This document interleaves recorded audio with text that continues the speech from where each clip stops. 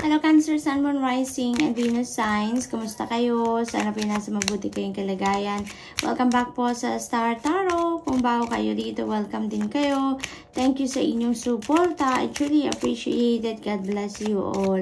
Tingnan natin ang mga messages ninyo for November 9. Cancer. We have celebration. Ayan. So, celebrate your achievements. You truly are a gift to the universe. Marami kayong mga rason siguro, no, ngayon para mag-celebrate kayo. Meron kayong mga accomplishment, achievements sa trabaho, sa relationship, sa negosyo, kahit sa anumang parte ng buhay ninyo, you know, you are entitled to celebrate naman because pinaghirapan ninyo yan kung ano man yan, ano? Cancer, what else? We have surrender.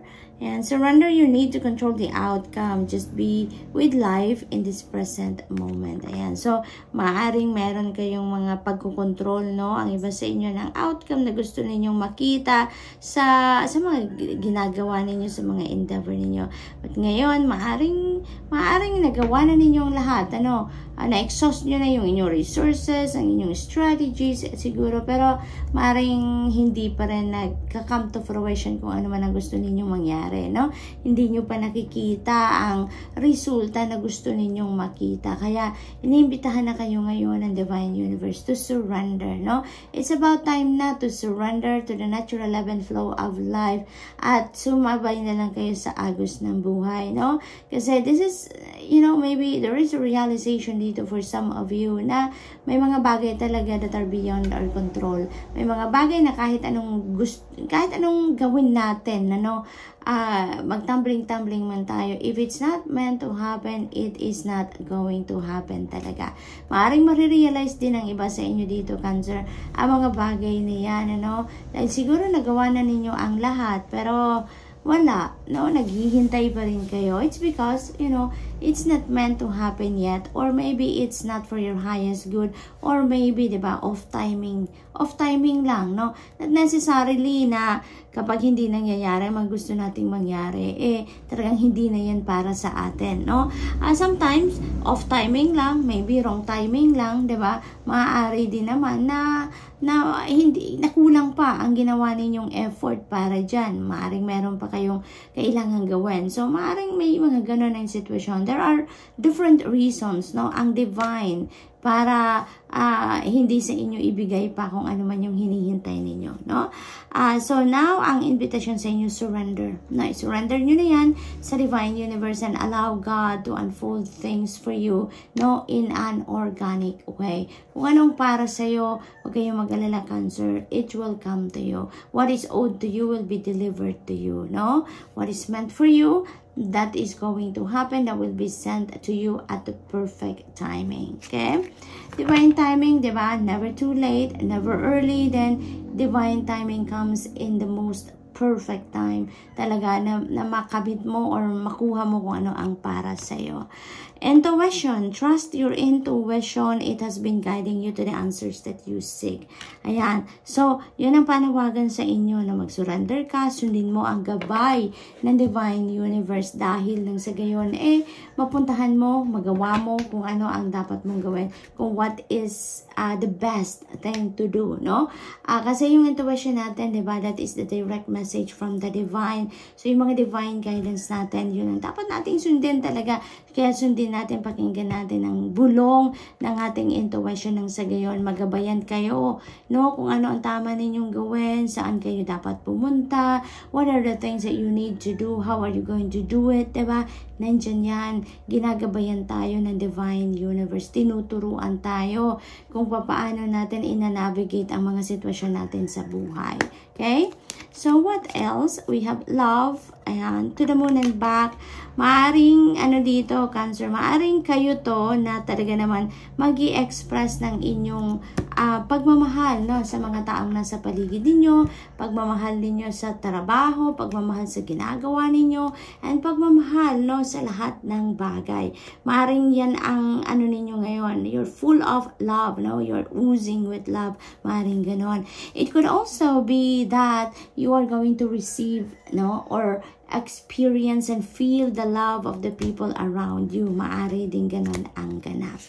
So, what else? we have replenish. And the sun will rise and we will try again. You know what, Cancer? Maaring pagod na kayo. Pagod na kayo sa mga bagay-bagay na ginagawa ninyo. Pagod na kayo sa pag-iisip. It could be anything, but there is something that you need to replenish dito because parang energy ito, no? Energy ito na kailangan ninyong i-replenish. So you may need to relax. You may need to step back a little from what is causing you stress sa ngayon. Nang sa ngayon, makapag-replenish kayo, no? Maaaring pagod na kayo sa trabaho, pagod na kayo sa household chores, sa obligasyon ninyo, sa mga tinutulungan ninyo. Maaaring may nararamdaman na kayong physical stress dito. Kaya atras muna ng konti, no? Atras muna ng konti, magpahinga kayo. Kasi maaring napagod din kayo because, diba, meron na kayong achievement, meron kayong accomplishments dito. So, maybe, no? Meron talaga kayong natapos na task, may natapos kayong trabaho.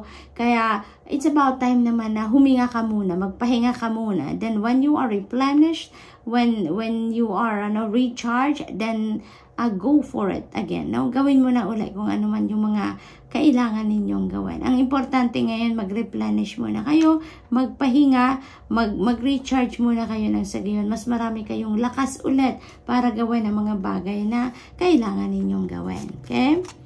We have manifest, dream deep, and ask for what you want. Ayan. So, parang may power kayo ngayon to manifest what you want to manifest in life, Cancer. So, kailangan nyo talaga na magpahinga muna, no? Magpahinga muna, magmuni-muni muna kayo. And while you are reflecting on something, reflect on something that what you want, no? Yung mga goals ninyo, tignan muna ninyo, i-re-evaluate ninyo ngayon ang mga ganap sa buhay ninyo. What are the things that you want to manifest in your life?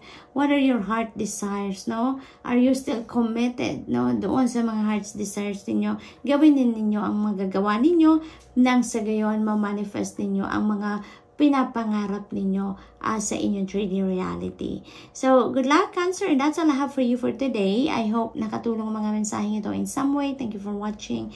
Love and light. Namaste. Hello, Scorpio, Sun, Moon, Rising, and Venus signs. Kamusta po kayo? Sana po nasa mabuti kayong kalagayan. Welcome back po sa Star Tarot. And kung bago kayo rito, welcome na welcome din kayo. Thank you sa inyong suporta. I truly appreciate it, and God bless you all po. Tingnan natin mga messages ninyo for November 9, pauna mensahe ninyo, gratitude. Universal love shines through the miracles of life all around you. Ayan.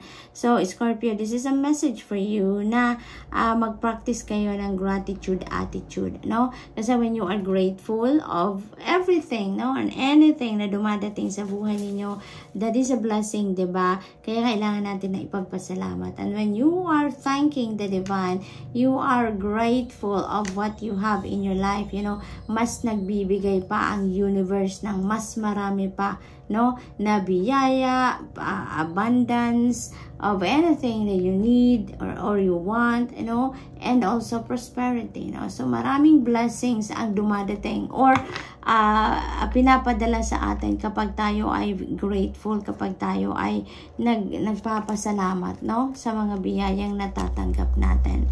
Earth Guide, use your sacred calling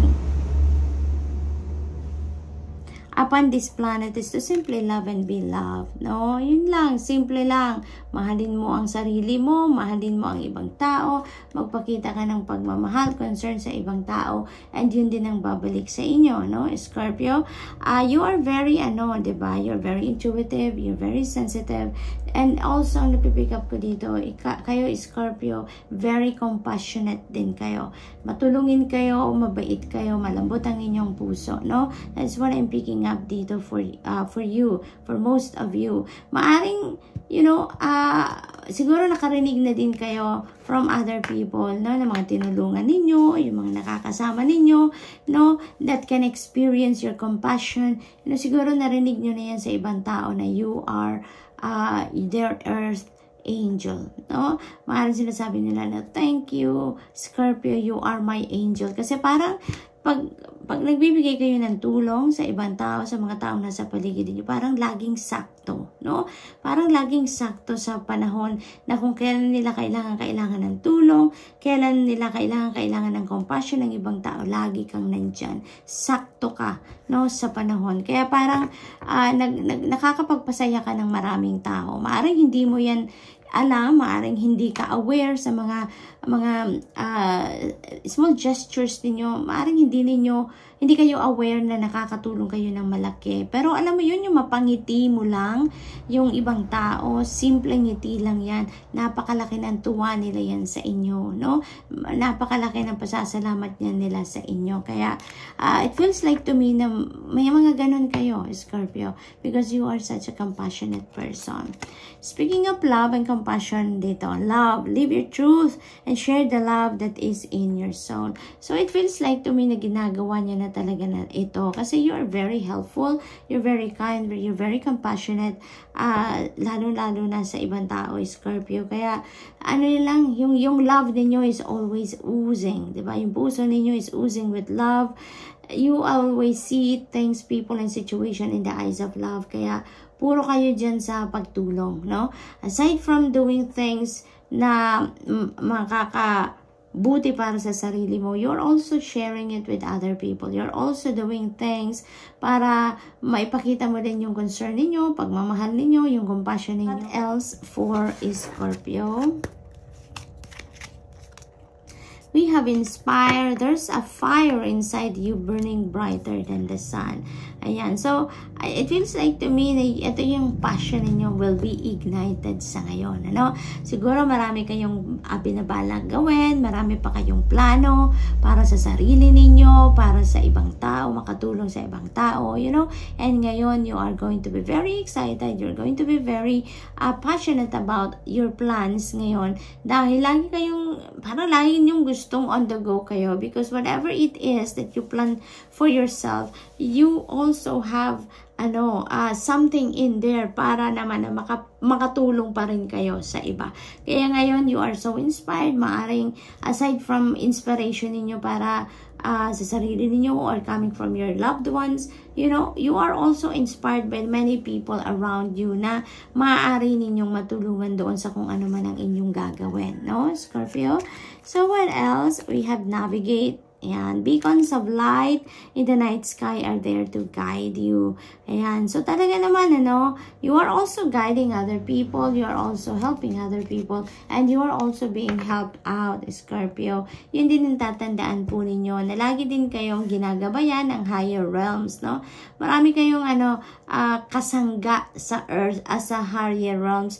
Marami kayong katulong, nagagabay, no? Yung mga angels ninyo, yung mga spirit guides ninyo, ancestors, yung divine universe, yung Panginoon, you know, they are always there for you to help you on how you are going to navigate your life, no? Para magtagumpay kayo, nang sa gayon, maging masaya kayo, at alam mo yun, makatulong kayo sa maraming tao, no? So, it feels like to me na that is, yun talaga ang mission ninyo sa buhay sa ngayon, ang maging compassionate kayo.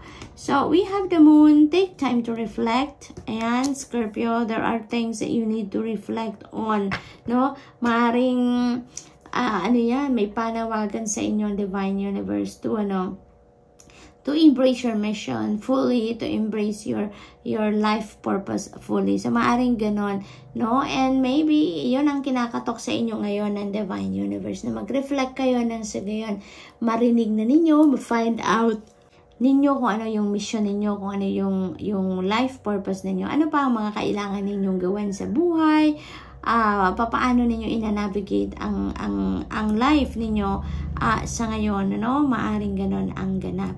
So that's all I have for you for today. I hope nakatulong ang mga mensaheng ito in some way. Thank you for watching. Love and light. Namaste. Hello Pisces, Sun, Moon, Rising, and Venus signs. Kamusta kayo? Sana po nasa mabuti kayong kalagayan. Welcome back po sa Star Tarot.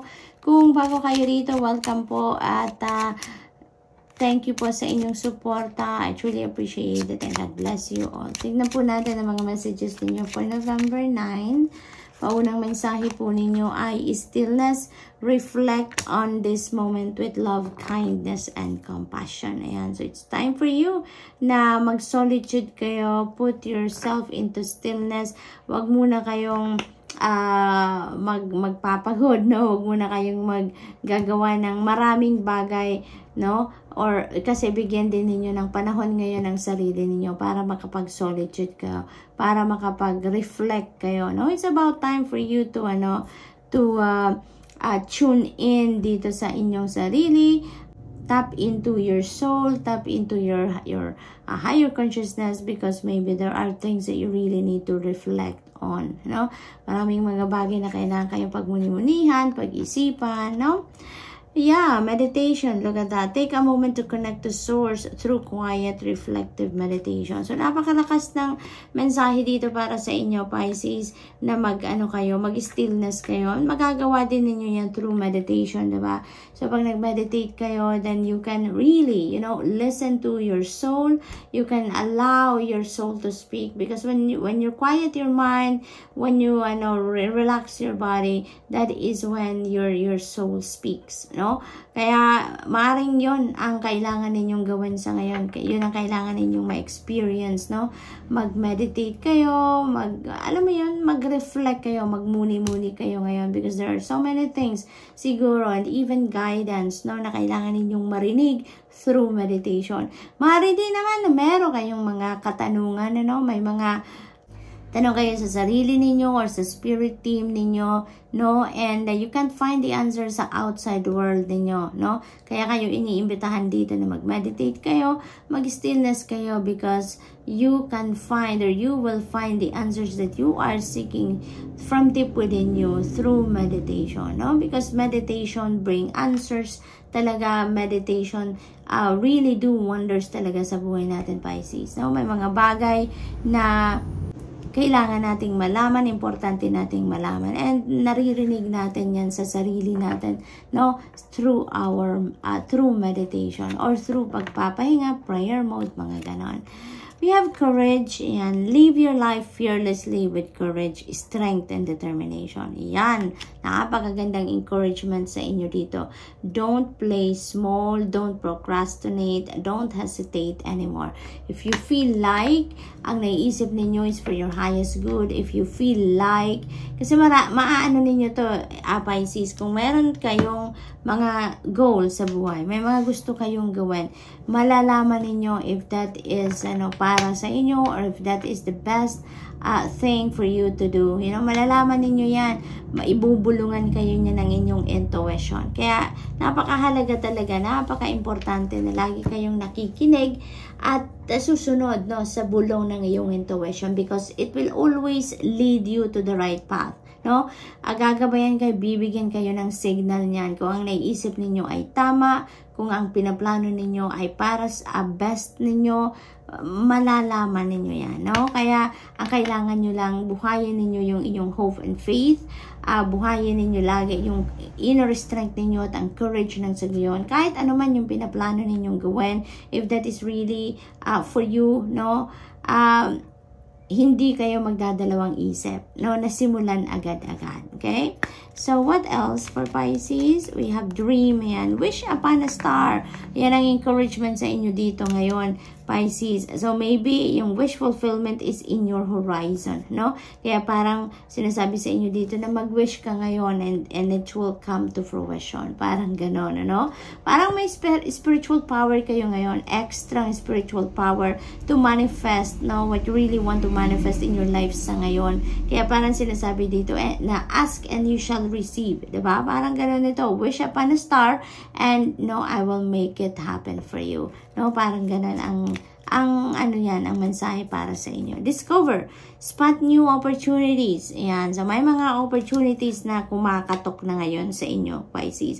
Kaya iniimbitahan na kayo na tignan nyo na, no? Ispatan nyo na kung ano man yung mga opportunities na to. Diskubrihin nyo na, no? Kasi maaaring meron ng kumakatok sa inyo dito na opportunities, but hindi pa ninyo na nakikita, hindi pa ninyo na nabibigyan ng oras ng panahon, no? Hindi nyo pa nadidiscover, maybe because you are busy with other things, no? Kaya open your eyes, open your ears, no? Kasi maaring merong magkwento sa inyo about that opportunity, no? Kaya pakinggan ninyong maigi yung mga conversations niyo with other people. Pay attention dahil baka manggagaling yan sa ibang tao. Maaring makwentuhan ka ng opportunity na yan, ano? Or, you know, maaring nakikita nyo na pero hindi nyo din na papansin, no? Maaring ganun din ang ganap. So, open your eyes, maging keen observer kayo around this time because who knows, no? Nandiyan na sa harapan ninyo, hindi pa ninyo napapansin ang mga opportunities na yan. Eternity, give yourself permission to slow down. Ayan, so mag-slow down talaga kayo. Looks like talaga, Pisces, busy kayo. Looks like marami kayong ginagawa. Like, marami kayong pinagtutuunan ng pansin ngayon. Siguro nagmo-multitask din kayo. Ano ba yun? Marami kayong ginagawa ngayon. Kaya pinag-slow down muna kayo ng spirit dito so that you can step back a little from what is nagpapabisi sa inyo, kung ano man yung mga kumukuha ng inyong lakas, energy, attention, no? Para nang sa gayon makapag-meditate kayo, makapag-reflect kayo, no?